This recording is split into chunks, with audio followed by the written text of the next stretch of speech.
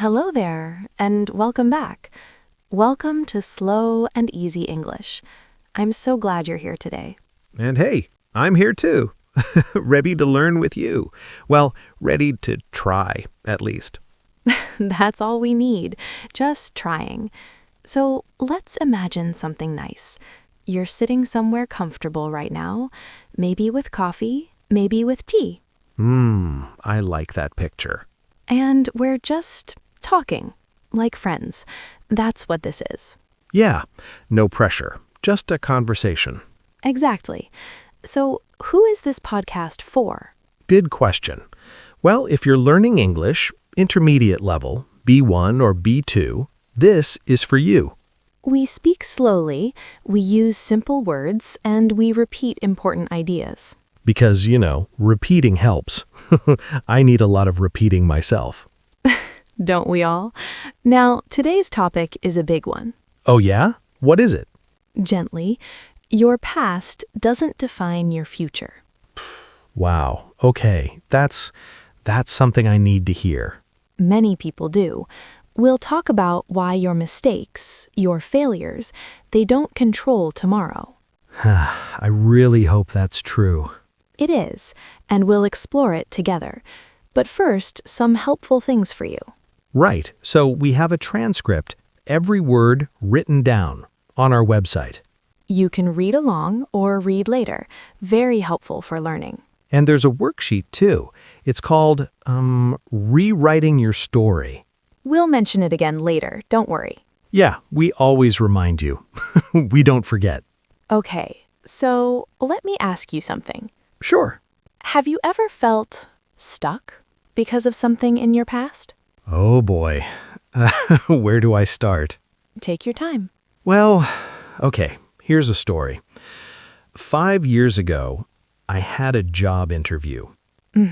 And I was so nervous, so nervous, that I forgot the company's name. Oh no, sympathetic. Yeah, I called them the wrong name, the whole interview, the whole time. That must have been hard. It was terrible. And you know what? I still think about it, even now. 5 years later? 5 years later. And I tell myself, you're bad at interviews. You'll always be bad. That sounds painful. It is. It's like that one moment decided everything. I understand. And you know what? Many people do this. Really? Yes, we take one moment, one mistake, and we make it our whole identity. Our whole identity. Yeah, that's exactly what I do. But is that fair to yourself? Well, I don't know. I mean, the mistake really happened. That's real.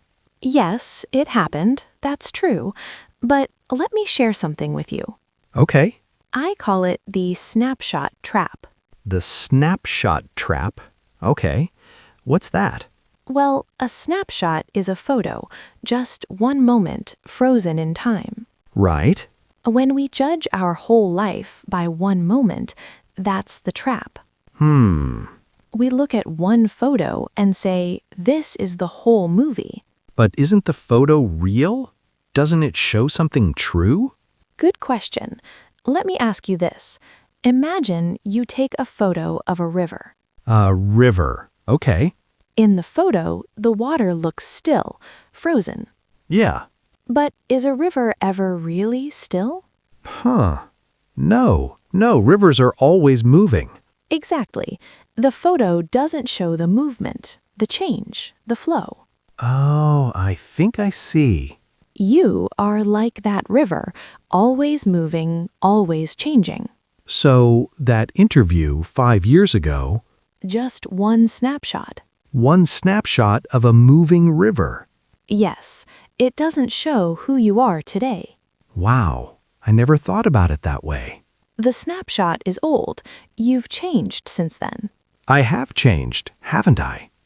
I'm sure you have. We all do. So, That makes me feel, I don't know, lighter? good. That's what we want.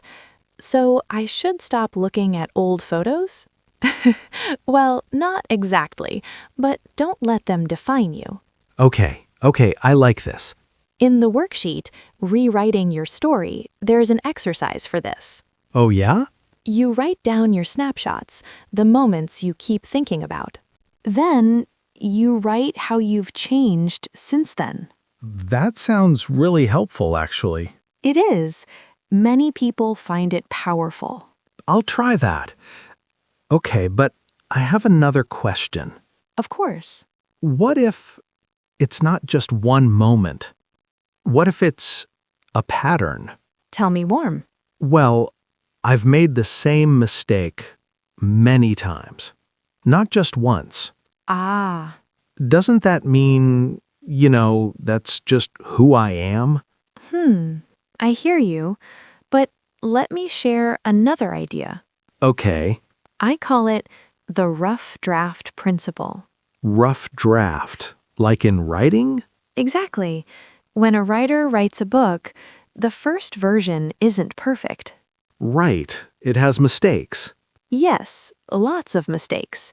But does the writer throw away the whole book? No? No, they revise, they improve. They write draft 2, draft 3. So my past is like a rough draft? Yes, it has mistakes, maybe repeated mistakes. But But the book isn't finished yet. exactly, I'm still writing. you're still writing, and you can revise. You can change direction. But what about the mistakes already on the page? We can't erase them. True, we can't. But here's something interesting. What? Every great story has conflict, has problems. Hmm. The mistakes are part of the story, not the end of the story. Oh, part of the story, not the end. Right. Your difficult chapters, they make the story real, human. Well, my story is very human then. Lots of difficult chapters. And that's okay. That's life. So, I'm the author? You're the author. You hold the pen. You decide what comes next. I like that. I'm the author of my own story. Chapter 10 can be completely different from Chapter 1. Yeah. That feels hopeful. We have a tool for this, too. It's called the Chapter Tracker. The chapter tracker. You write down your past chapters, briefly, then you plan future chapters. Oh, that's cool. Like planning a book. Exactly. It helps you see you're not stuck. Okay. I want to try that. But, can I be honest about something? Always.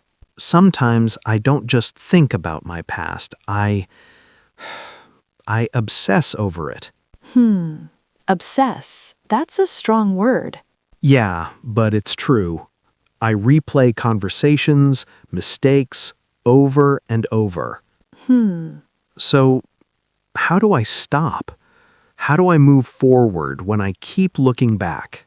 This is so important. Thank you for sharing this. Yeah, Let me share the rear view mirror rule. rear view mirror, like in a car? Yes, when you drive, you have a small mirror to see behind you. Right. You use it to see behind you. Mm-hmm.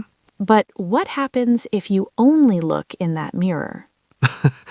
You crash Exactly. You hit something in front of you. because you're not looking ahead. Right. The mirror is small for a reason. Quick glances, not constant staring. So, the past is the rear view mirror. Yes, look sometimes, learn from it, but most of your attention? Should be on the road ahead. Exactly. I think I've been driving with my eyes on that mirror for years. Many people do. It's very common. No wonder I'm tired. Yes, it takes so much energy, looking backward constantly. So, I should balance it? Look back sometimes, but mostly forward? Yes, we have a name for this, the 90-10 balance. 90-10? Spend 10% of your mental energy on the past, 90% on present and future. 90% forward, 10% back. It's not perfect, but it's a good goal. Thoughtful. That feels manageable. Not forget your past, just balance. Exactly. The past is a teacher, not a prison. The past is a teacher, not a prison. Wow. You can write that down if you like. I will. I'm writing a lot today. Chuckles. Good. Okay, one more thing.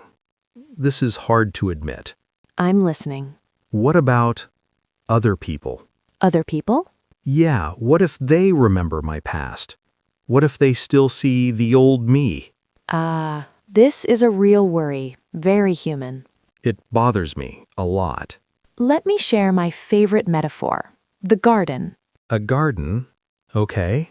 Imagine you have a garden. For years, it was full of weeds.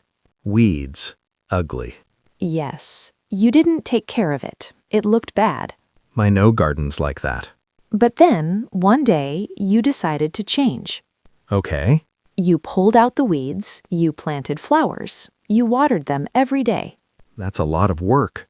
It is, but after months, your garden is beautiful, full of colors. Nice.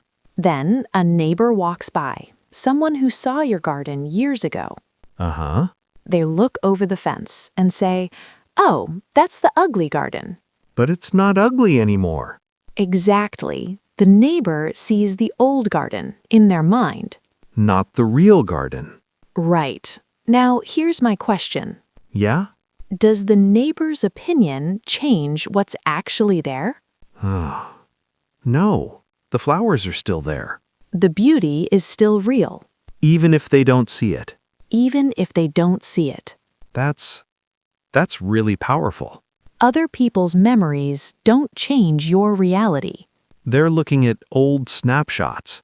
Yes, snapshots that don't exist anymore. But it still hurts when people don't see your change.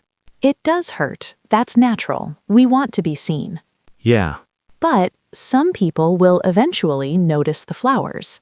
And some won't. And some won't. And that's okay. That says more about them. So I should focus on growing, not on convincing people. Exactly. Growth is the goal. Recognition is a bonus. A bonus, not the main thing.